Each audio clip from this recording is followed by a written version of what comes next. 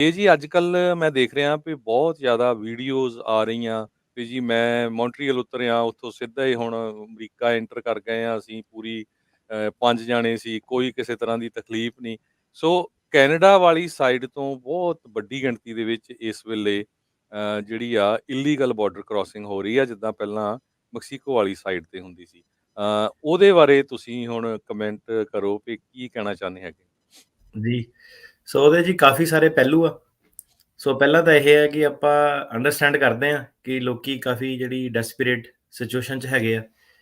ਕਿਉਂਕਿ ਕੈਨੇਡਾ ਨੇ ਵੀ ਜਿੱਦਾਂ ਹੁਣ ਆਪਣੀ ਜਿਹੜੀ ਸਟੂਡੈਂਟ ਵੀਜ਼ੇ ਦੀ ਐਕਸਪੈਂਸ਼ਨ ਜਦੋਂ ਕੀਤੀ ਸੀਗੀ, ਤੇ ਕੈਨੇਡਾ ਤੇ ਅਮਰੀਕਾ ਦੇ ਵਿੱਚ ਇੱਕ ਵੱਡੇ ਲੈਵਲ ਤੇ ਫ਼ਰਕ ਇਹ ਸੀਗਾ ਕਿ ਜਿਹੜੇ ਇੱਥੇ ਟੈਸਟਿੰਗ ਵਗੈਰਾ ਅਮਰੀਕਾ ਦਾ ਵੀਜ਼ਾ ਜਿਹੜਾ ਘੱਟ ਲੱਗਦਾ ਸੀਗਾ, ਤੇ ਅਮਰੀਕਾ 'ਚ ਜਿਹੜਾ ਅੱਗੇ ਵਰਕ ਪਰਮਿਟ ਤੇ ਤੁਸੀਂ ਜਦੋਂ ਜਾਣਾ ਚਾਹੁੰਦੇ ਆ, ਤੁਹਾਨੂੰ 1 ਸਾਲ ਦਾ ਵਰਕ ਪਰਮਿਟ ਮਿਲਦਾ ਸੀ ਐਜ਼ ਅ ਸਟੂਡੈਂਟ। ਜਦੋਂ ਤੁਸੀਂ 1 ਸਾਲ ਜਾਂ ਉਹ ਤੋਂ ਵੱਧ ਪੜ੍ਹ ਲੈਂਦੇ ਆ, ਤੇ ਉਸ ਤੋਂ ਬਾਅਦ ਤੁਹਾਨੂੰ ਬੈਚਲਰਸ ਡਿਗਰੀ ਜਾਂ ਉਹ ਤੋਂ ਜ਼ਿਆਦਾ ਚਾਹੀਦੀ ਆ H1B ਵੀਜ਼ੇ ਤੇ ਜਾਣ ਵਾਸਤੇ।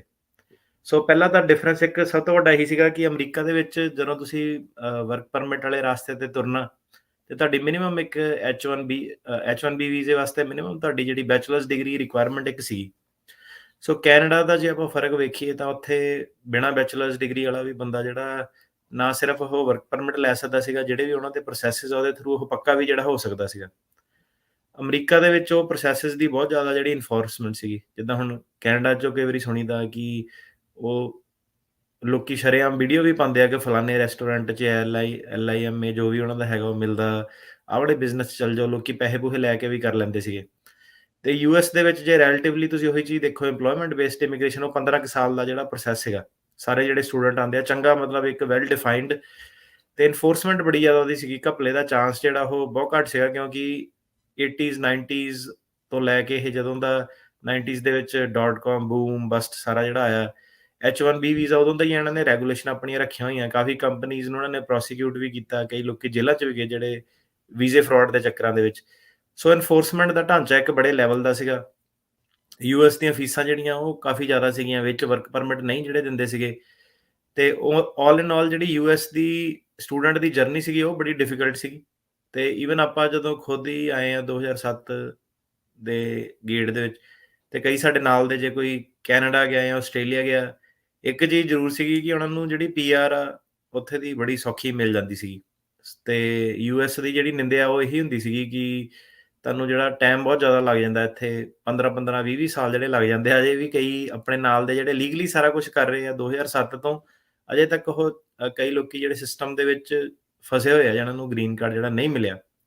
ਜੀ। ਤੇ ਜਿਹੜੀ ਜਰਨੀ ਸੀਗੀ ਰੂਲ ਰੈਗੂਲੇਸ਼ਨ ਉਹ ਯੂਐਸ ਤੇ ਡਿਫਿਕਲਟ ਸੀਗੇ। ਸੋ ਕੈਨੇਡਾ ਨੇ ਕੀ ਕੀਤਾ ਕਿ ਹੁਣ ਆਪਾਂ ਕੈਨੇਡੀਅਨ ਇਮੀਗ੍ਰੇਸ਼ਨ ਐਕਸਪਰਟ ਤਾਂ ਹੈ ਨਹੀਂ, ਜੀ। ਪਰ ਤੁਸੀਂ ਦੇਖੋ ਕਿ ਪਿਛਲੇ 5 ਕੁ ਸਾਲਾਂ ਦੇ ਵਿੱਚ ਬਹੁਤ ਜ਼ਿਆਦਾ ਜਿਹੜੇ ਲੋਕੀ ਕੈਨੇਡਾ ਆਏ ਸਟੂਡੈਂਟ ਵੀਜ਼ੇ ਦੀ ਜਿਹੜੀ ਜਿੱਥੇ ਕਿ ਤੁਸੀਂ ਕਹਿ ਲਓ ਕਿ ਪਹਿਲਾਂ ਜਲੰਧਰ, ਚੰਡੀਗੜ੍ਹ ਹੀ ਆਈਲੈਟਸ ਦੇ ਬਣੇ ਹੁੰਦੇ ਸੀਗੇ ਸੈਂਟਰ। ਹੁਣ ਹਰੇਕ ਸ਼ਹਿਰ 'ਚ ਹੀ, ਮਤਲਬ ਮੇਰੇ ਖਿਆਲ ਸਾਡੇ ਸ਼ਹਿਰ 'ਚ ਹੀ ਆਪਣੇ 50-100 ਹੋਣੇ ਕਿ ਹਰੇਕ ਗਲੀ-ਗਲੀ, ਮੋੜ-ਮੋੜ ਤੇ ਜਿਹੜਾ ਖੁੱਲ ਗਿਆ ਕਿਤੇ ਹਰੇਕ ਬੰਦਾ ਜਿਹੜਾ ਬਾਹਰ ਆ ਗਿਆ।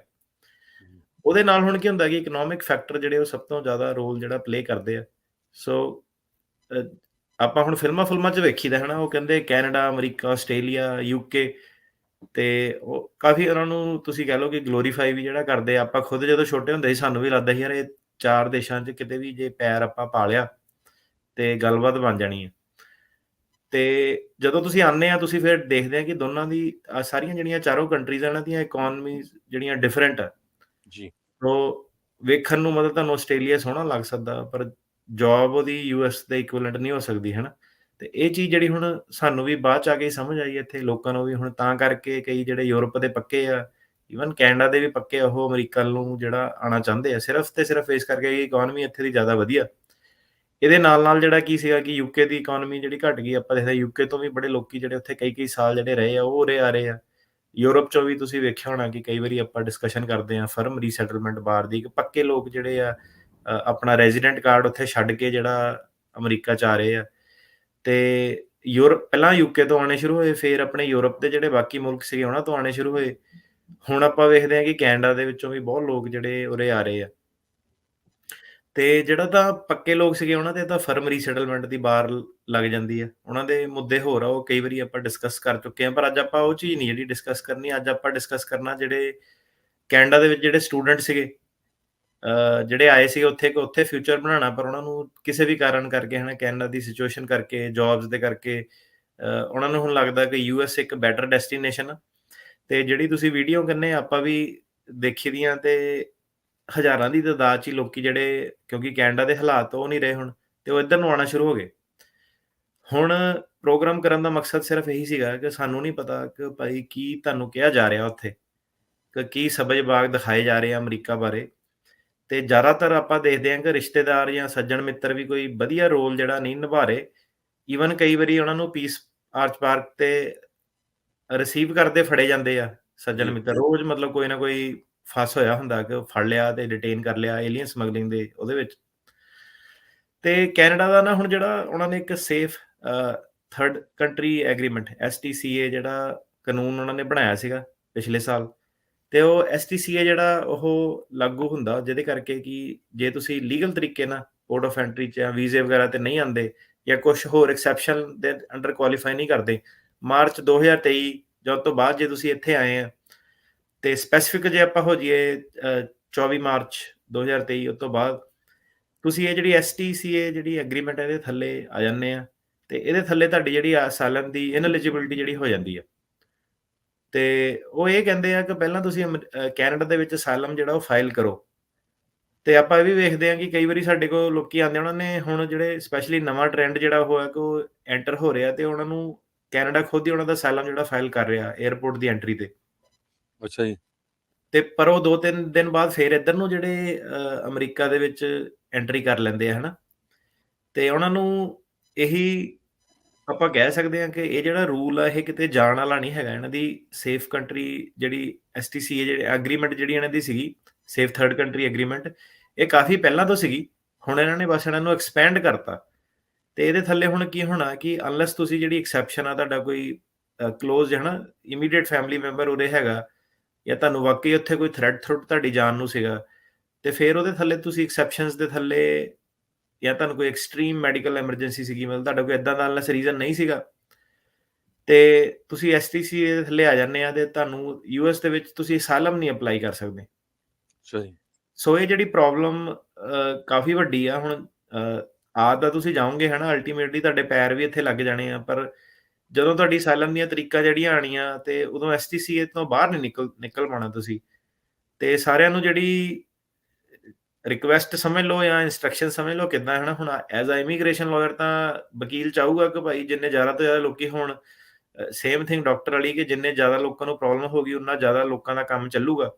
ਪਰ ਏਦਾਂ ਕਿ ਕੋਈ ਫਾਇਦਾ ਨਹੀਂ ਤੁਹਾਨੂੰ ਹੁਣ ਇੰਨੇ ਪੈਸੇ ਲਾ ਕੇ ਤੁਸੀਂ ਪਹਿਲਾਂ ਕੈਨੇਡਾ ਆ ਰਹੇ ਆ, ਫਿਰ ਤੁਸੀਂ ਯੂਐਸ ਆ ਰਹੇ ਆ, ਤੇ ਲਾਅ ਤੋਂ ਉੱਤੇ ਤਾਂ ਨਹੀਂ ਕੋਈ ਚੀਜ਼ ਹੋਣੀ। ਸੋ ਇਹ ਸਾਰੇ ਜਿਹੜੇ ਕੇਸ ਆ ਇਹ ਡਿਨਾਈ ਹੋਣ ਵੱਲ ਜਾਣੇ ਆ, ਅਨਲੈਸ ਉਹ ਐਕਸੈਪਸ਼ਨ ਨੂੰ ਮੀਟ ਕਰਦੇ ਆ। ਤੇ ਕਾਫੀ ਲੋਕਾਂ ਨੂੰ ਬਾਰਡਰ ਤੋਂ ਵੀ ਵਾਪਸ ਜਿਹੜਾ ਭੇਜ ਦਿੱਤਾ ਜਾਂਦਾ। ਸੋ ਇਹ ਚੀਜ਼ ਨੂੰ ਜਿਹੜਾ ਸੋਚ ਕੇ ਆਓ, ਜੇ ਤੁਹਾਨੂੰ ਕੈਨੇਡਾ ਦੇ ਵਿੱਚ ਅਸਾਈਲਮ ਮਿਲਦਾ, ਜਾਂ ਤੁਹਾਨੂੰ ਪੀਆਰ ਮਿਲਦੀ ਹੈ, ਜੇ 4 ਸਾਲ ਤੁਹਾਡੀ ਇਨਕਮ ਘੱਟ ਵੀ ਹੈ ਜਾਂ ਜੋ ਵੀ ਆ, ਪੱਕੇ ਪੈਰੀ ਤੁਸੀਂ ਇੱਥੇ E2 ਵੀਜ਼ੇ ਰਾਹੀਂ ਕੈਨੇਡੀਅਨ ਸਿਟੀਜ਼ਨ ਬਣ ਕੇ ਆਓ। ਤੇ ਰਿਐਲਿਟੀ ਇਹਦੀ ਹਰਜੋਤ ਜੀ ਇਹ ਹੈ ਕਿ ਕਈ ਵਾਰੀ ਲੋਕੀ ਪੈਸੇ ਦੇ ਕੇ ਵੀ ਕੰਸਲਟੇਸ਼ਨ ਜਿਹੜੀ ਕਰਦੇ ਆ, ਉਹਨੂੰ ਆਹ ਚੀਜ਼ ਸਮਝਾ ਵੀ ਦੇਈਦੀ ਆ, ਤੇ ਅਲਟੀਮੇਟਲੀ ਫੇਰ ਬੰਦਾ ਉਰੇ ਆ ਜਾਂਦਾ। ਕਿ ਮਤਲਬ ਹੁਣ ਜਿਹੜੀ ਲੋਕਾਂ ਦੀ ਡੈਸਪੀਰੇਸ਼ਨ ਆ ਉਹ ਤਾਂ ਚਲੋ ਹੈਗੀ ਆ, ਆਪਾਂ ਤਾਂ ਨਹੀਂ ਸਮਝ ਸਕਦੇ ਕਿਉਂਕਿ ਆਪਾਂ ਉਹਨਾਂ ਦੇ ਪੈਰਾਂ ਦੇ ਵਿੱਚ ਨਹੀਂ ਆ। ਜੀ, ਜਿਹੜੀ ਚੀਜ਼ ਆਪਾਂ ਸਮਝ ਸਕਦੇ ਹਾਂ ਉਹ ਇਹ ਹੈ ਕਿ ਇਮੀਗ੍ਰੇਸ਼ਨ ਲਾਅ ਨੂੰ ਆਪਾਂ ਸਮਝ ਸਕਦੇ ਹਾਂ। ਜੀ, ਸੋ ਇਹ ਹੈ ਕਿ ਦੱਸਣ ਦਾ ਉਪਰਾਲਾ ਹੀ ਆ, ਸਾਲ ਹੋ ਗਿਆ ਸਾਨੂੰ, ਆਪਾਂ ਕਹਿ ਵੀ ਰਹੇ ਹਾਂ। ਪਰ ਤੁਸੀਂ ਉਹ ਦੇਖੋ, ਜਦੋਂ ਤੋਂ ਆਪਾਂ ਸ਼ੁਰੂ ਵੀ ਕੀਤਾ ਐਸਟੀਸੀ ਵਾਲਾ ਸ਼ੋਅ ਵੀ ਆਪਾਂ ਪਿਛਲੇ ਮਾਰਚ ਅਪ੍ਰੈਲ ਦੇ ਵਿੱਚ ਆਪਾਂ ਜਿਹੜੀ ਗੱਲ ਕਰਨੀ ਸ਼ੁਰੂ ਕਰਤੀ ਸੀ, ਤੇ ਉਹਦੇ ਵਿੱਚ ਕੋਈ ਨੁਕਸਾਨ, ਕੋਈ ਐ ਨਹੀਂ ਤੁਸੀਂ ਕਹਿ ਸਕਦੇ ਕਿ ਘਾਟਾ ਹੋਇਆ ਲੋਕਾਂ ਦੇ ਆਉਣ 'ਚ, ਉਲਟਾ ਜਿਹੜਾ ਬਾਰਡਰ ਕ੍ਰਾਸਿੰਗ ਦਾ ਜਿਹੜਾ ਵਾਧਾ ਹੀ ਹੋਇਆ ਕੈਨੇਡਾ ਵੱਲੋਂ।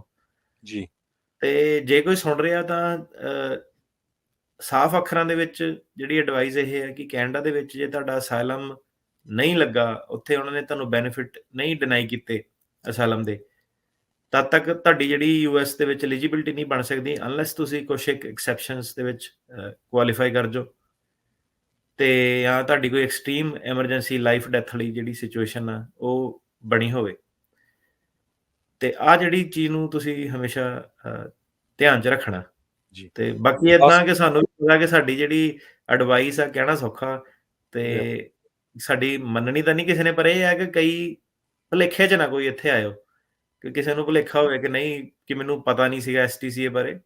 ਸੋ ਪਰਪਸ ਉਹੀ ਸੀਗਾ ਕਿ ਜਿਹੜੀ ਆ ਇਨਫੋਰਮੇਸ਼ਨ ਲੋਕਾਂ ਤੱਕ ਪਹੁੰਚ ਜਾਵੇ, ਕਿਉਂਕਿ ਆਨਲਾਈਨ ਬੜਾ ਵਿਵਾਦ ਬਣਦਾ ਕਿ ਯਾਰ ਇਮੀਗ੍ਰੇਸ਼ਨ ਰੋਕਦੇ ਆ, ਇੱਥੇ ਆਉਣ ਨਹੀਂ ਦੇਣਾ ਚਾਹੁੰਦੇ ਲੋਕਾਂ ਨੂੰ। ਆਪਾਂ ਭਾਈ ਇਮੀਗ੍ਰੇਸ਼ਨ ਕਿਉਂ ਰੋਕਣੀ ਹੈ? ਜਿਹੜਾ ਕੰਮ ਹੀ ਇਮੀਗ੍ਰੇਸ਼ਨ ਦਾ ਹੈਗਾ। ਜੀ ਹਾਂ, ਬਿਲਕੁਲ। ਸੋ ਇਹਦੇ 'ਚ ਇੱਕ ਇਹ ਵੀ ਆ ਵੀ ਬਹੁਤ ਵਾਰ ਸੋਚਦੇ ਲੋਕ ਵੀ ਸ਼ਾਇਦ ਸਰਕਾਰ ਚੇਂਜ ਹੋ ਜਾਣੀ ਆ। ਪਹਿਲਾਂ ਟਰੰਪ ਉਹਨਾਂ ਦੇ ਪੁਆਇੰਟ ਉੱਤੇ ਸੀ, ਹੁਣ ਕਮਲਾ ਹੈਰਿਸ ਆ ਗਈ ਆ। ਕਮਲਾ ਹੈਰਿਸ ਦੇ ਕੁਛ ਪੁਆਇੰਟ ਜਿਹੜੇ ਆ ਉਹ ਜਿਹੜੀਆਂ ਸਟੇਟਸ ਹੈਗੀਆਂ ਜਿੱਥੇ ਬਿਲਕੁਲ ਐਨ ਮੁਕਾਬਲਾ ਹੁੰਦਾ ਵੀ ਹੁਣ ਪਿਛਲੇ 2-3 ਦਿਨਾਂ 'ਚ ਉਹਦੇ 3-4 ਪੁਆਇੰਟ ਉੱਪਰ ਹੈਗੇ ਆ। ਸੋ ਇਹ ਵੀ ਸਰੋਤਿਆਂ ਨੂੰ ਦੱਸਦੇ ਜਾਈਏ ਵੀ ਕੱਲ੍ਹ ਕਮਲਾ ਹੈਰਿਸ ਐਰੀਜ਼ੋਨਾ 'ਚ ਗਈ ਆ ਤੇ ਉਹਨੇ ਕਿਹਾ ਵੀ ਅਸੀਂ ਸਭ ਤੋਂ ਸਖਤ ਜਿਹੜੇ ਇਮੀਗ੍ਰੇਸ਼ਨ ਦੇ ਲਾਅ ਲਾਵਾਂਗੇ। ਸੋ ਹੁਣ ਡੈਮੋਕ੍ਰੇਟ ਵੀ ਜਿਹੜੇ ਆ, ਉਹ ਵੀ ਬਹੁਤ ਅੱਕੇ ਪਏ ਹੈਗੇ ਆ। ਉਹਨਾਂ ਤੇ ਵੀ ਬਹੁਤ ਵੱਡਾ ਪ੍ਰੈਸ਼ਰ ਹੈਗਾ। ਦੇਖੋ ਏਦਾਂ ਸੀਗਾ ਕਿ ਆਪਾਂ ਨਾ ਕਈ ਵਾਰੀ ਜਿੱਦਾਂ ਖਬਰਾਂ ਆਣੀਆਂ, ਕਿਸੇ ਨੇ ਵੀਡੀਓ ਪੇਸਟ ਕਰਤੀ ਇੱਕ ਇੰਡੀਅਨ ਏਦਾਂ ਕਰਦੇ, ਪੰਜਾਬੀ ਏਦਾਂ ਕਰਦੇ, ਉਹ ਮੈਂ ਦੇਖਿਆ ਕਈ ਵਾਰੀ ਜਿਹੜੇ ਨਵੇਂ ਬੰਦਾ ਕੈਨੇਡਾ ਦੀ ਗੱਲ ਇਹ ਹੋ ਰਹੀ ਹੈ। ਜਿਹੜੇ ਹੁਣ ਨਵੇਂ ਆਏ ਨਾ, ਉਹਨਾਂ ਨੇ ਲੋਕਲ 'ਚ ਨਾ ਬਹਿਸੀ ਜਾਣਾ। ਉਹ ਲੋਕਲ ਜਿਹੜੇ ਕਹਿ ਰਹੇ ਆ, ਉਹ ਕਹਿ ਰਹੇ ਕਿ ਯਾਰ ਸਾਡੇ ਫੋਰਫਾਦਰ ਨੇ ਕੰਟਰੀ ਏਦਾਂ ਆਜ਼ਾਦ ਕਰਾਈ, ਏਦਾਂ ਕਰਾਇਆ, ਓਦਾਂ ਕਰਾਇਆ, ਤੁਸੀਂ ਏਦਾਂ ਕਰਦੇ ਆ। ਜਿਹੜੇ ਆਹ ਵਾਲੇ ਆ, ਉਹ ਕਹਿੰਦੇ ਕੋਈ ਨਹੀਂ, ਵੇਖਿਓ ਤੁਸੀਂ ਆਪਾਂ ਛਾ ਜਾਣਾ। ਕਈ ਜਿਹੜੇ ਵਿੱਚ ਵਿਚਾਲੇ ਆ, ਉਹ ਉਹਨਾਂ ਨੂੰ ਜਿਹਨਾਂ ਨੂੰ ਪਤਾ ਨਹੀਂ ਕਿ ਇਹਨੂੰ ਭੰਡਣਾ ਕਿ ਉਹਨੂੰ ਭੰਡਣਾ, ਉਹ ਏਦਾਂ ਕਹਿ ਰਹੇ ਆ ਕਿ ਜੇ ਕੋਈ ਇੰਡੀਅਨ ਗੱਲ ਕਰਦਾ, ਉਹ ਉਹਨੂੰ ਕਹਿੰਦੇ ਆ ਕਿ ਲੈ ਤੁਸੀਂ ਵਾਈਟ ਵਾਸ਼ ਹੋ ਗਏ, ਤੁਸੀਂ ਗੋਰਿਆਂ ਦੀ ਸਾਈਡ ਦੇ ਰਹੇ ਆ ਨਾ। ਉਹ ਏਦਾਂ ਇੱਕ ਯੁੱਧ ਜਿਹਾ ਛਿੜਿਆ ਹੋਇਆ। ਉਹ ਯੁੱਧ ਦੇ ਵਿੱਚ ਏਦਾਂ ਕਿ ਕੋਈ ਜਿਹੜਾ ਉਹ ਕਹਿ ਰਹੇ ਆ ਕਿ ਤੁਹਾਨੂੰ ਆ ਕੇ ਅਸਿਮੀਲੇਟ ਹੋਣਾ ਚਾਹੀਦਾ। ਇਹ ਕਹਿ ਰਹੇ ਆ ਕਿ ਨਹੀਂ, ਆਪਾਂ ਏਦਾਂ ਹੀ ਕਰਨਾ। ਜਿਹੜੇ ਕਈ ਵਿੱਚ ਵਿਚਾਲੇ ਆ, ਉਹਨਾਂ ਦੀ ਡਬਲ ਸਟੈਂਸ ਹੈਗਾ। ਕਈ ਕਹਿੰਦੇ ਕਿ ਨਹੀਂ, ਅਸਿਮੀਲੇਟ ਤੁਹਾਨੂੰ ਹੋਣਾ ਚਾਹੀਦਾ ਵਾ। ਕਈ ਕਹਿ ਰਹੇ ਆ ਕਿ ਸਾਨੂੰ ਕੀ ਅਸਿਮੀਲੇਟ ਹੋਣ ਦੀ ਲੋੜ ਆ, ਤੁਸੀਂ ਤੇ ਕੋਲੋਨਾਈਜ਼ ਹੋ ਗਏ, ਏਦਾਂ ਹੋ ਗਏ, ਓਦਾਂ ਹੋ ਗਏ। ਹੁਣ ਹਰੇਕ ਬੰਦਾ ਤਾਂ ਅੱਜ-ਕੱਲ੍ਹ ਤੁਹਾਨੂੰ ਪਤਾ ਵਿਦਵਾਨ ਬਣਿਆ ਫਿਰਦਾ ਉੱਥੇ, ਆਪਣਾ ਕਿ ਹਰੇਕ ਬੰਦੇ ਦਾ ਆਪਣਾ-ਆਪਣਾ ਓਪੀਨੀਅਨ ਆ ਤੇ ਓਪੀਨੀਅਨ ਆਪਣੇ ਤਜਰਬੇ ਨਾਲੋਂ ਵੱਡੇ ਲੋਕੀ ਅੱਜ-ਕੱਲ੍ਹ ਓਪੀਨੀਅਨ ਛੱਡਦੇ ਆ ਆਨਲਾਈਨ ਦੇ ਵਿੱਚ। ਤੇ ਬਿਲਕੁਲ, ਹੁਣ ਦੇਖੋ ਐਂਡ ਆਫ ਦਾ ਡੇ ਕੀ ਚੀਜ਼ ਹੈਗੀ ਆ, ਤੇ ਤੁਸੀਂ ਕਹਿੰਦੇ ਕਿ ਤੁਸੀਂ ਡੰਡਾ ਚੱਕ ਸਕਦੇ ਆ। ਡੰਡਾ ਉਹ ਵੀ ਚੱਕ ਸਕਦੇ ਆ, ਬਹੁਤ ਵਾਰੀ ਚੱਕਿਆ ਵੀ ਆ ਉਹਨਾਂ ਨੇ। ਜੀ, ਯੂਕੇ ਦੇ ਵਿੱਚ ਹੁਣ ਜਿਹੜਾ ਹੋਣਾ ਸ਼ੁਰੂ ਹੋ ਗਿਆ ਵਾ, ਕੈਨੇਡਾ ਤੇ ਦੂਰ ਨਹੀਂ ਹੈਗਾ ਤੇ ਅਮਰੀਕਾ ਵੀ ਕੋਈ ਬਾਹਲਾ ਦੂਰ ਨਹੀਂ ਹੁੰਦੀਆਂ ਇਹ ਚੀਜ਼ਾਂ। ਸੋ ਕੀ ਹੁੰਦਾ ਕਿ ਜਦ ਤੱਕ ਤਾਂ ਨੈਟ ਇਮੀਗ੍ਰੇਸ਼ਨ ਦਾ ਬੈਨੀਫਿਟ ਹੁੰਦਾ, ਲੋਕੀ ਕੰਮ-ਕੁੰਮ ਕਰਦੇ ਆ, ਹੰਬਲ ਆ ਤੇ ਕਲਚਰਲ ਰਿਸਪੈਕਟ ਜਿਹੜੀ ਹੈਗੀ ਆ, ਤਦ ਤੱਕ ਤਾਂ ਚੀਜ਼ਾਂ ਜਿਹੜੀਆਂ ਚੱਲਦੀਆਂ। ਨਹੀਂ ਤਾਂ ਏਦਾਂ ਹੁੰਦਾ ਕਿ ਕਾਨੂੰਨ ਵੀ ਫਿਰ ਭਾਵੇਂ ਡੈਮੋਕਰੈਟ ਆ, ਭਾਵੇਂ ਰਿਪਬਲਿਕਨਸ ਆ, ਕਿਉਂਕਿ ਉਹਨਾਂ ਨੇ ਐਂਡ ਆਫ ਦਾ ਡੇ ਤਾਂ ਉਹਨਾਂ ਨੇ ਵੀ ਦੇਖਣਾ ਕਿ ਜਿਹੜਾ ਦੇਸ਼ ਕਿੱਧਰ ਨੂੰ ਜਿਹੜਾ ਜਾ ਰਿਹਾ। ਹੁਣ ਤੁਸੀਂ ਦੇਖੋ ਕਿ ਯੂਕੇ ਦਾ ਜਿਹਦੀ ਖਬਰ ਹੀ ਨਹੀਂ ਸੀਗੀ, ਹੈ ਨਾ, ਆਪਾਂ ਕੈਨੇਡਾ, ਅਮਰੀਕਾ ਦੀ ਗੱਲ ਕਰਦੇ ਰਹੀਏ। ਹਫ਼ਤੇ 'ਚ ਤੁਸੀਂ ਵੇਖ ਲਓ ਕਿ ਕਿੱਦਾਂ ਜਿਹੜੀ ਚੀਜ਼ ਸਾਰੀ ਚੇਂਜ ਹੋ ਗਈ, ਤੇ ਹੋਈ ਕਿਉਂ ਆ? ਕਿਉਂਕਿ ਆਨਲਾਈਨ ਵੀਡੀਓਆਂ ਪਾਉਣੀਆਂ ਸ਼ੁਰੂ ਕਰਤੀਆਂ ਯੂਰਪ ਦੇ ਵਿੱਚ ਕਿ ਇਹ ਕਿੰਨੇ ਜ਼ਿਆਦਾ ਜਨਸੰਖਿਆ ਦੇ ਵਿੱਚ ਲੋਕੀ ਆਪਣਾ ਜਿਹੜਾ ਰਿਲੀਜੀਅਸ ਐਕਟੀਵਿਟੀ ਜਿਹੜੀ ਕਰ ਰਹੇ ਆ, ਜਿਹੜੀ ਕਿ ਲੀਗਲ ਜਿਹੜੀ ਐਕਟੀਵਿਟੀ ਆ, ਤੁਹਾਨੂੰ ਫਰੀਡਮ ਆਫ ਜਿਹੜੀ ਰਿਲੀਜਨ ਹੈਗੀ ਆ। ਪਰ ਜਦੋਂ ਇੱਕ ਐਵਰੇਜ ਬੰਦਾ ਜਿਹੜਾ ਦੇਖਦਾ, ਉਹਨੂੰ ਐਂ ਲੱਗਦਾ ਕਿ ਯਾਰ ਇਹਨਾਂ ਨੇ ਤਾਂ ਮੇਰੀ ਜੌਬ ਖੋਹ ਹੁਣ ਜਿਹੜਾ ਕੈਨੇਡਾ ਦੇ ਵਿੱਚ ਉਹ ਕੀ ਆ ਕਿ ਉਹ ਕਹਿੰਦੇ ਕਿ ਸਾਡੇ ਜਵਾਕਾਂ ਦੀਆਂ ਜਿਹੜੀਆਂ ਜੌਬ ਸੀਗੀਆਂ ਸਮਰ ਵਾਲੀਆਂ ਜਾਂ ਸਟੋਰਾਂ ਤੇ ਕਰਨ ਵਾਲੀਆਂ, ਉਹ ਇਮੀਗ੍ਰੈਂਟਸ ਨੇ ਲੈ ਲਈਆਂ। ਇਮੀਗ੍ਰੈਂਟਸ ਕਹਿੰਦੇ ਯਾਰ ਆਪਾਂ ਤਾਂ ਹਾਰਡ ਵਰਕ ਕਰਨ ਆਏ ਆ, ਹਨਾ। ਸੋ ਦੋਨਾਂ ਦਾ ਆਪਣਾ-ਆਪਣਾ ਪਹਿਲੂ ਆ ਜੀ, ਕਿ ਕਿੱਦਾਂ। ਪਰ ਹੁਣ ਇਹ ਸਾਰੇ ਦਾ ਨਿਚੋੜ ਕੀ ਆ ਦੇਖੋ, ਨਿਚੋੜ ਇਹਦਾ ਇਹ ਆ ਕਿ ਜਿਹੜੇ ਉਹ ਆ ਉਹ ਪੱਕੇ ਆ, ਤੁਸੀਂ ਪੱਕੇ ਨਹੀਂ ਆ। ਜੀ, ਉਹਨਾਂ ਦੇ ਕੋਲ ਵੋਟ ਆ, ਤੁਹਾਡੇ ਕੋਲ ਵੋਟ ਨਹੀਂ ਆ। ਉਹ ਵੋਟ ਪਾਉਂਦੇ ਆ ਤੇ ਡੈਮੋਕ੍ਰੇਸੀ ਦੇ ਵਿੱਚ ਕਾਨੂੰਨ ਬਣਦੇ ਆ। ਜਿਹੜਾ ਡੈਮੋਕ੍ਰੇਸੀ ਦੇ ਵਿੱਚ ਕਾਨੂੰਨ ਬਣ ਜਾਂਦਾ, ਉਹ ਰਿਸਪੈਕਟ ਹੁੰਦਾ ਵਾ। ਉਹ ਕਈ ਵਾਰੀ ਏਦਾਂ ਕਿ ਇੰਟਰਨੈਸ਼ਨਲ ਬੰਦਾ ਨਾ ਸਟ੍ਰਾਈਕ ਵੀ ਕਰ ਲੈਂਦਾ ਕਿ ਏਦਾਂ ਆਪਾਂ ਧਰਨਾ ਲਾਣਾ ਜਾਂ ਏਦਾਂ ਲਾਣਾ, ਓਦਾਂ ਲਾਣਾ। ਹੁਣ ਇਹ ਆ ਕਿ ਤੁਸੀਂ ਇਹ ਦੇਖੋ ਕਿ ਹਰੇਕ ਚੀਜ਼ ਦੀ ਇੱਕ ਵੈਲਿਡਿਟੀ ਹੁੰਦੀ ਹੈ ਕਿ ਪਾਵਰ ਕਿਹਦੇ ਕੋਲ ਲਾਈ ਜਿਹੜੀ ਕਰਦੀ ਆ। ਸਿਟੀਜ਼ਨ ਤਾਂ ਹੁਣ ਸਿਟੀਜ਼ਨ ਦੇ ਖਿਲਾਫ ਧਰਨਾ ਲਾ ਸਕਦਾ। ਹੁਣ ਇਮੀਗ੍ਰੇਸ਼ਨ ਵਾਲੇ ਜਿਹੜੇ ਧਰਨੇ ਆ, ਉਹ ਤਾਂ ਹਰਜੋਤ ਜੀ ਸਾਨੂੰ ਪਤਾ ਹੀ ਹੈ ਕਿ 20 ਸਾਲਾਂ 'ਚ ਕਿੰਨੀਆਂ ਕੁ ਮਾਰਚਾਂ, ਮਤਲਬ 50 ਸਟੂਡੈਂਟਾਂ ਨੇ ਕੀ, ਉਹ ਤਾਂ ਮਿਲੀਅਨਸ ਦੇ ਵਿੱਚ ਵੀ ਲੋਕਾਂ ਨੇ ਇੱਥੇ ਜਿਹੜੀਆਂ ਰੈਲੀਆਂ ਜਿਹੜੀਆਂ ਕੱਢੀਆਂ ਹੋਈਆਂ ਕਿ ਸਾਨੂੰ ਬਿਲਕੁਲ, ਪੱਕਾ ਕਰੋ, ਏਦਾਂ ਕਰੋ, ਆਪਾਂ ਇੱਥੇ ਆਏ ਸੀਗੇ, 1 ਸਾਲ ਦੇ ਆਏ ਸੀਗੇ, ਕੁਛ ਨਹੀਂ ਹੋਇਆ ਜਿਹੜਾ। ਕਿਉਂਕਿ ਅਲਟੀਮੇਟਲੀ ਜਿਹੜੇ ਸੀਗਾ ਬੰਦਾ ਉਹ ਪਿਆਦਾ ਬਣ ਜਾਂਦਾ ਪੋਲਿਟਿਕਸ ਦੇ ਵਿੱਚ, ਹਨਾ। ਜੀ, ਤੇ ਜੇ ਤੁਹਾਡੀ ਕੈਨੇਡਾ ਦੇ ਵਿੱਚ ਤੁਹਾਨੂੰ ਪੀਆਰ ਮਿਲਦੀ ਆ, ਜੇ ਤੁਹਾਡਾ ਉੱਥੇ ਅਸਾਈਲਮ ਲੱਗਦਾ, ਉਹਦੀ ਵੇਟ ਕਰੋ। ਹਾਲਾਤ ਕੈਨੇਡਾ ਦੇ ਵਿੱਚ ਮਾੜੇ ਆ, ਚੇਂਜ ਹੋ ਜਾਣੇ ਆ। ਹਮੇਸ਼ਾ ਚੀਜ਼ਾਂ ਏਦਾਂ ਨਹੀਂ ਰਹਿੰਦੀਆਂ। 4-5 ਸਾਲ ਹੁਣ ਦੌਰ ਤਾਂ ਇੱਥੇ ਵੀ, ਜੇ ਹੁਣ ਅਮਰੀਕਾ ਦੀ ਗੱਲ ਕਰੀਏ, ਕਈ ਵਾਰੀ ਬੰਦਾ, ਕੱਲ੍ਹ ਹੀ ਸੀਗਾ ਮੈਂ ਰੈਸਟੋਰੈਂਟ ਤੇ ਇੱਕ ਤੇ ਜੀ, ਮੈਂ ਬੰਦੇ ਨੂੰ ਪੁੱਛਿਆ, ਮੈਂ ਕਿਹਾ ਤੈਨੂੰ ਬੜੀ ਦੇਰ ਹੋ ਗਈ ਇੱਥੇ, ਵਰਕ ਪਰਮਿਟ ਨਹੀਂ ਆਇਆ? ਕਹਿੰਦਾ ਨਹੀਂ, ਵਰਕ ਪਰਮਿਟ ਤਾਂ ਕਹਿੰਦਾ ਮੇਰਾ ਆ ਗਿਆ। ਤੇ ਮੈਂ ਕਿਹਾ ਫਿਰ ਰੈਸਟੋਰੈਂਟ ਤੇ ਹੀ ਆ? ਕਹਿੰਦਾ ਆਹੋ ਜਾਣਾ ਸੀਗਾ, ਕਹਿੰਦਾ ਟਰੱਕਿੰਗ ਵੱਲ, ਤੇ ਕਹਿੰਦਾ ਪਰ ਹੁਣ ਜਿੱਦਾਂ ਦੀਆਂ ਗੱਲਾਂ ਸੁਣੀ ਦੀਆਂ, ਆਪਾਂ ਕਿਹਾ ਨਹੀਂ ਯਾਰ ਰੈਸਟੋਰੈਂਟ ਹੀ ਠੀਕ ਆ। ਜੀ, ਸੋ ਆਹ ਜਿਹੜੀ ਚੇਂਜ ਆ ਗਈ ਨਾ ਸਾਲ ਦੇ ਅੰਦਰ, ਸਾਲ ਪਹਿਲਾਂ ਗੱਲ ਕਰਕੇ ਦੇਖਦੇ, ਚੀਜ਼ ਹੋਰ ਸੀਗੀ, ਜਿਹੜੇ ਸੀਗੇ ਉਹ ਕਹਿੰਦੇ ਸਾਨੂੰ ਵਰਕਰ ਨਹੀਂ ਲੱਭਦੇ, ਕਿਉਂਕਿ ਹਰੇਕ ਬੰਦਾ ਜਿਹੜਾ ਕਹਿੰਦਾ ਬਿਲਕੁਲ ਜੀ। ਮੈਂ ਉੱਥੇ ਚੱਲ ਜਾਣਾ ਟਰੱਕਿੰਗ ਤੇ। ਇਮੀਗ੍ਰੇਸ਼ਨ ਵਾਲਾ ਇੱਕ ਮੇਰਾ ਸੱਜਣ ਮਿੱਤਰ ਵਕੀਲ ਆ, ਉਹ ਕਹਿੰਦਾ ਯਾਰ ਸਾਨੂੰ ਉਹ ਨਹੀਂ ਲੱਭਦੇ, ਕਹਿੰਦਾ ਜਿਹੜਾ ਪੈਰਾਲੀਗਲ ਆ, ਕਹਿੰਦਾ ਜਦੋਂ ਟਰੱਕ ਵਾਲੇ ਕਹਿੰਦਾ ਕੇਸ ਲਵਾਉਣ ਆਉਂਦੇ ਆ, ਕਹਿੰਦਾ ਉਹਨਾਂ ਦੀ ਸੈਲਰੀ ਸੁਲਰੀ ਇਹ ਦੇ ਦਿੰਦੇ ਹੋਣੇ ਐਡੀ ਜ਼ਿਆਦਾ ਵਾ, ਤੇ ਕਹਿੰਦਾ ਜਿਹੜਾ ਸਾਡੇ ਬੰਦਾ ਕੰਮ ਕਰਦਾ, ਕਹਿੰਦਾ ਉਹ ਵੀ ਚੱਲ ਜਾਂਦਾ। ਇਹ ਮੈਂ ਕਿਹਾ ਜ਼ਮਾਨੇ ਹੁੰਦੇ ਸੀ 2 ਸਾਲ 2.5 ਸਾਲ ਪਹਿਲਾਂ, ਹਨਾ। ਜੀ। ਤੇ ਚੇਂਜ ਹੁਣ ਅਮਰੀਕਾ ਦੇ ਵਿੱਚ ਵੀ ਹੋ ਗਿਆ, ਇੱਥੇ ਵੀ ਕਾਫੀ ਜਿਹੜੀ ਮਾਰਾਮਾਰੀ ਹੈਗੀ ਆ। ਠੀਕ ਆ, ਕੈਨੇਡਾ ਤੋਂ ਮਾੜਾ ਜਿਹਾ ਥੋੜਾ ਜਿਹਾ ਬੈਟਰ ਜਿਹੜਾ ਹੋਊਗਾ, ਪਰ ਏਦਾਂ ਕਿ ਆਉਂਗੇ ਇਮੀਗ੍ਰੇਸ਼ਨ ਪ੍ਰੋਸੈਸ 'ਚ ਫਸੋਗੇ, ਵਕੀਲਾਂ ਤੇ ਪੈਸੇ ਲਾਓਗੇ, ਕੋਰਟ ਸਿਸਟਮ 'ਚ ਪੈਸੇ ਲਾਓਗੇ, ਤੇ ਉਹ ਕਿਸੇ ਪਾਸੇ ਜਾਣੇ ਨਹੀਂ। ਕਿਉਂਕਿ ਜਿਹੜੀ ਤੁਹਾਡੀ ਤਰੀਕ ਐਸਟੀਸੀਏ ਕਦੋਂ ਐਪਲੀਕੇਬਲ ਹੋਇਆ, ਸੀਐਲਪੀ ਜਿਹੜੇ ਮੈਕਸੀਕੋ ਵੱਲੋਂ ਆ ਰਹੇ ਆ, ਸੀਐਲਪੀ ਕਦੋਂ ਐਪਲੀਕੇਬਲ ਹੋਇਆ, ਅਸਾਈਲਮ ਫਾਈਲ ਕੀਤਾ ਨਹੀਂ ਕੀਤਾ, ਇਹ ਸਾਰੀਆਂ ਚੀਜ਼ਾਂ ਨੇ ਤੁਹਾਡਾ ਜਿਹੜਾ ਲਾਈਫ ਜਿਹੜੀ ਹੈਗੀ ਔਖੀ ਕਰ ਦੇਣੀ ਉਰੇ, ਹੈਨਾ। ਤੇ ਜਦੋਂ ਦੇਖੋ ਕੀ ਹੁੰਦਾ ਕਿ ਕਈ ਵਾਰੀ ਨਾ ਯੰਗ ਬੰਦੇ ਆ ਕੇ ਹੱਲਾ ਗੁੱਲਾ ਬੜਾ ਕਰਦੇ ਕਿ ਇੱਕ ਬੰਦੇ ਦਾ ਕੇਸ ਲੱਗਾ ਹੁੰਦਾ ਤੇ ਸਲਾਹਕਾਰ ਬਹੁਤ ਹੁੰਦੇ ਉਹਨੂੰ 5-6 ਜਣੇ ਜੀ। ਗੱਡੀ 'ਚ ਬਹਾਏ ਹੁੰਦੇ ਤੇ 5-6 ਜਣੇ ਸਲਾਹਕਾਰ ਹੁੰਦੇ ਆ ਉਹ ਏਦਾਂ। ਪਰ ਦੇਖੋ ਤੁਸੀਂ ਯੰਗ ਆ, ਹੁਣ ਆਪਾਂ ਵੀ ਉਹ ਟਾਈਮ 'ਚੋਂ ਲੰਘੇ ਆ, ਹਨਾ। ਸੋ ਐਜ਼ ਆ ਤੁਸੀਂ ਕਹਿ ਲਓ ਕਿ ਤੁਹਾਡਾ ਵੱਡਾ ਬ੍ਰਦਰ ਹੋਣ ਦੀ ਐਡਵਾਈਸ ਜਿਹੜੀ ਤੁਹਾਨੂੰ ਦੇ ਰਹੇ ਆ ਕਿ ਕੀ ਆ ਕਿ ਜਦੋਂ ਲਾਈਫ ਔਖੀ ਹੋ ਜਾਂਦੀ ਨਾ, ਤੇ ਔਖੀ ਏਦਾਂ ਨਹੀਂ ਕਿ 1 ਸਾਲ ਕੋਈ ਸਾਂਭ ਲੂਗਾ ਬੰਦਾ, ਤੁਹਾਨੂੰ 6 ਮਹੀਨੇ ਸਾਂਭ ਲੂਗਾ। ਜਦੋਂ ਤੁਸੀਂ 4 ਸਾਲ, 5 ਸਾਲ, 10 ਸਾਲ ਜਦੋਂ ਹੋਏ, ਇਮੀਗ੍ਰੇਸ਼ਨ ਜਦੋਂ ਨਹੀਂ ਬਣੀ, ਜਿਹੜੇ ਹੁਣ ਗੱਡੀਆਂ 'ਚ ਰਾਈਡਾਂ ਦਿੰਦੇ ਆ ਜਾਂ ਉਹ ਦਿੰਦੇ ਆ ਨਾ, ਲੱਭਣੇ ਨਹੀਂ ਤੁਹਾਨੂੰ ਇਹ। 10 ਸਾਲ ਨਹੀਂ ਕਿਸੇ ਨੇ ਉਹ ਕਰਨਾ, ਇਮੀਗ੍ਰੇਸ਼ਨ ਸਿਚੁਏਸ਼ਨ 'ਚ ਫਸਣਾ ਵਾ, ਤੇ ਐਂਡ 'ਚ ਫਿਰ ਤੁਸੀਂ ਤੇ ਤੁਹਾਡਾ ਵਕੀਲ ਫਿਰ ਉਹੀ ਗੱਲ ਆ ਜਾਣੀ ਕਿ ਯਾਰ ਇਹ ਤਾਂ ਰੂਲ ਤੁਹਾਨੂੰ ਪਹਿਲਾਂ ਵੀ ਦੱਸਿਆ ਸੀਗਾ, ਕਿਹਾ ਸੀਗਾ ਕਿ ਏਦਾਂ ਨਾ ਕਰੋ, ਹਨਾ। ਸੋ ਇਹ ਹੈ ਕਿ ਉਹੀ ਜਿੱਦਾਂ ਗੁਰਦਾਸ ਮਾਨ ਦਾ ਗਾਣਾ ਕਿ ਪੱਕੀ ਦੇਖ ਕੇ ਕਹਿੰਦਾ ਕੱਚੀ ਨਹੀਂ, ਕਹਿੰਦਾ ਢਾਈ ਦੀ। ਜੇ ਤੁਹਾਡਾ ਕੈਨੇਡਾ 'ਚ ਪੈਰ ਜਿਹੜਾ ਲੱਗਾ ਨਾ, ਜੇ ਕੁਛ ਬਣਿਆ ਵਾ, ਤੇ ਉਹਨੂੰ ਪਲੀਜ਼ ਤੁਸੀਂ ਉੱਥੇ ਹੀ ਜਿਹੜਾ ਬੈਨੀਫਿਟ ਉਹਦਾ ਲੈ ਕੇ ਆਓ। 4-5 ਸਾਲ ਦਾ ਸਬਰ ਰੱਖੋ। ਸਾਰੇ ਤੁਹਾਡੇ ਲਈ ਜਦੋਂ ਤੁਸੀਂ ਪੱਕੇ ਹੋਵੋਗੇ, ਅਮਰੀਕਾ ਦੇ ਵੀ ਰਾਹ ਖੁੱਲ ਜਾਣੇ ਆ, ਤੇ ਟੌਰ ਨਾਲ ਤੁਸੀਂ ਜਿਹੜਾ ਇਨਵੈਸਟਮੈਂਟ ਵੀਜ਼ੇ ਨਾਲ ਕਈ ਤਰੀਕੇ ਨਾਲ ਜਿਹੜਾ ਇੱਥੇ ਆ ਸਕਦੇ ਆ। ਸੋ ਇਹ ਹੋਰ ਬਹੁਤ T1 ਆ, ਹੋਰ ਕਿੰਨੇ ਵੀਜ਼ੇ ਹੈਗੇ ਆ। ਹਾਂਜੀ ਹਾਂ। ਸੋ ਬਿਲਕੁਲ ਇਕੋਨਮੀ ਕੈਨੇਡਾ ਦੀ ਬਹੁਤ ਬੈਡ ਆ, ਸਾਡੇ ਅਮਰੀਕਾ ਦਾ ਵੀ ਖਾਸ ਕਰਕੇ ਮੈਂ ਤਾਂ ਦੇਖਦਾ ਹੀ ਹੁੰਦਾ ਜੀ ਵੀ ਜਿਹੜੇ ਆਪਣੇ ਲੋਕ ਜਿਹੜੇ ਬਿਜ਼ਨਸ 'ਚ ਆ, ਟਰੱਕਿੰਗ 'ਚ ਆ, ਬੜਾ ਬੁਰਾ ਹਾਲ ਆ। ਈਵਨ ਜਿਹੜੇ store, liquor store, grocery store, gas station, ਉਹਨਾਂ ਦੀ ਸੇਲਸ ਵੀ 40-50% ਘੱਟ ਗਈ ਹੈਗੀ ਆ। ਰੈਸਟੋਰੈਂਟਸ ਦੀ ਵੀ ਤੁਸੀਂ ਦੱਸਿਆ। ਈਵਨ ਹੁਣ ਆਈਟੀ ਸੈਕਟਰ ਦੇ ਵਿੱਚ ਵੀ ਬੜੀ ਵੱਡੀ ਗਿਣਤੀ 'ਚ ਲੇਅ ਆਫ ਹੋਈ ਆ। ਪਿਛਲੇ ਦਿਨਾਂ 'ਚ ਇੰਟਲ ਨੇ 15,000 ਬੰਦਾ ਕੱਢਿਆ। ਸੋ H1 ਵਾਲਿਆਂ ਨੂੰ ਵੀ ਬਹੁਤ ਘਬਰਾਏ ਹੋਏ ਆ। ਕਈ ਵਾਰੀ ਮੈਂ ਸਾਈਟਸ ਦੇਖਦਾ ਤੇ ਬੜੇ ਰੋਂਦੇ ਹੁੰਦੇ ਆ, ਮੇਰੀ ਜੌਬ ਗਈ, ਪਰ ਹੈਲਪ ਕਰੋ ਕਿੱਦਾਂ, ਹਨਾ।